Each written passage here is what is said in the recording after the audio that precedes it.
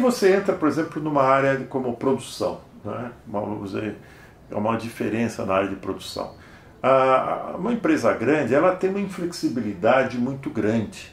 Ela pode ser até que consiga custos mais baratos pelo volume que ele tem.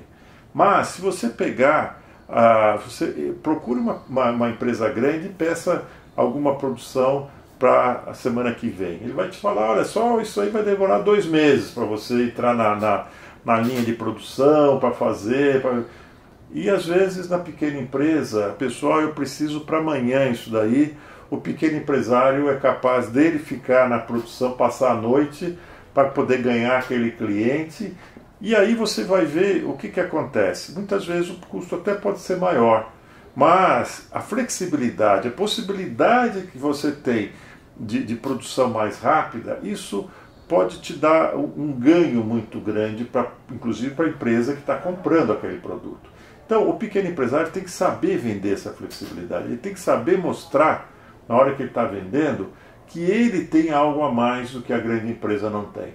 A pessoa está querendo comprar um produto, fala, mas olha, eu consigo isso daqui mais barato. Mas quanto tempo, pergunte, quanto tempo você pede e quanto tempo ele te atende? Essas são coisas que são diferenciais da pequena empresa, que são muito importantes, que devem ser valorizados. Você não acha?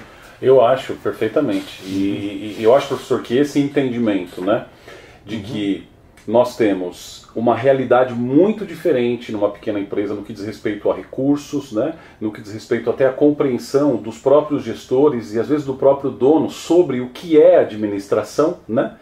Eu acho que como essa visão é diferente, o ambiente é diferente, a gente tem que respeitar isso para que a coisa dê certo. É esse exemplo que o professor deu. Não é a gente pegar, às vezes, um executivo de uma grande empresa, porque ele teve sucesso numa mega empresa, significa que ele, se ele optar pelo empreendedorismo, se ele optar por abrir o próprio negócio, vai ser a coisa mais fácil do mundo. Porque como ele conhece uma mega estrutura, uma pequena estrutura é a coisa mais fácil do mundo. E não é assim. Na realidade, são estruturas diferentes e exigem visões diferentes e abordagens diferentes também para que a gente consiga os resultados, né? Fantástico, professor. Isso é a pura realidade. Eu sinto isso no meu dia a dia. Então, essa foi mais uma pergunta bacana, respondida aqui pelo professor Martinho Almeida, direto do escritório do professor, que com muita generosidade, muita gentileza, está me recebendo aqui na USP, prazer, né? Muito então prazer é uma honra, viu, professor? Muito obrigado. Obrigado e até a próxima perguntinha. Eu estou aqui com o professor Martinho Almeida, professor da Universidade de São Paulo, da FEA, da Faculdade de Economia, Administração e Contabilidade da USP. E eu vou fazer uma pergunta muito bacana aqui para o professor, porque eu tive o privilégio de assistir o professor falando sobre isso e eu gostei muito da maneira como ele abordou esse tema, né? Então, professor, quais as principais diferenças na administração de pequenas empresas versus a administração de grandes empresas, né? Eu achei fantástica a aula que o professor deu sobre isso. E eu queria, professor, compartilhasse um pouquinho com a gente, né, esse seu conhecimento, essa sua visão. Perfeito. Vamos olhar, por exemplo, do ponto de vista de marketing. Então, e aliás, isso é uma coisa que acontece, colegas meus, por exemplo, que foram ser executivos de grandes empresas e depois ele resolve ir e montar uma pequena empresa e muitas vezes quebra a cara. Por quê? Porque realmente, por exemplo, se a gente está pensando numa grande empresa, vamos pensar no marketing, eu vou brifar ali como é que eu vou chamar uma agência de propaganda, como é que eu vou fazer, eu tenho as pesquisas para olhar, para poder, pesquisa que eu estou comprando da Nielsen, de não sei o que, para saber como é que eu vou... Na pequena empresa você não tem dinheiro para isso. E se você quiser gastar o pouco recurso que você tem para fazer coisas desse tipo, você vai acabar quebrando e não vai conseguir se desenvolver, né? Então, por exemplo, o marketing.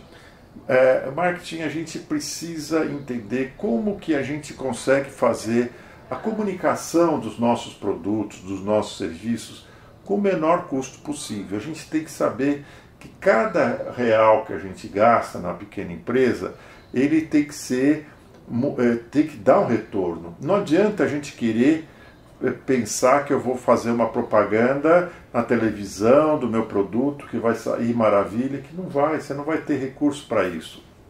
E aí então a gente vai ver, por exemplo, que a pequena empresa, né, além de ter uma propaganda, ele vai fazer uma propaganda através dos amigos, através dos próprios clientes, né? Porque a gente precisa ver um ponto forte que nós temos na pequena empresa, que é essa proximidade com o cliente. Numa grande empresa, a pessoa que está trabalhando com marketing, talvez ele nunca tenha falado com um cliente dele do produto que ele está vendendo. Na pequena empresa, o dono da pequena empresa, ele está lá em contato, ele está sabendo com o cliente. Então, a pesquisa, em vez de contratar uma pesquisa, que ele não vai ter dinheiro mesmo para fazer isso, ele tem que estar perguntando para o cliente, né, o que precisa mais, o que satisfez ele no seu produto ou no seu serviço, o que ele acha que deveria estar melhorando. Então, esse contato mais próximo possibilita muito mais esse tipo de pesquisa do que você falar isso numa grande empresa. Já, vamos pensar agora, por exemplo, em finanças, né? Quando você vai ver numa grande empresa, você tem todo um trabalho financeiro que você está desenvolvendo. A pequena empresa, né, o fluxo de caixa é uma coisa assim fundamental, que eu acho, para uma pequena empresa, que ele possa ter esse planejamento do fluxo de caixa de uma forma bem correta. Uma coisa que eu vi muito em pequenas empresas, como é que é o tratamento do fluxo de caixa? Eu perguntava. Aí eu descobri que a maioria das microempresas, eles compram umas pastas com 31 divisões, então esses são os dias do mês. Então assim, por exemplo, eu abro no dia 10, hoje é dia 10, eu abro e eu vejo lá o que eu tenho a receber e o que eu tenho a pagar no dia 10. Então o fluxo de caixa deles se refere a isso. E o que faz o pequeno empresário? O dia que ele não tem dinheiro, ele atrasa. O dia que ele tem dinheiro, como eu falei, ele começa a fazer outras coisas ali.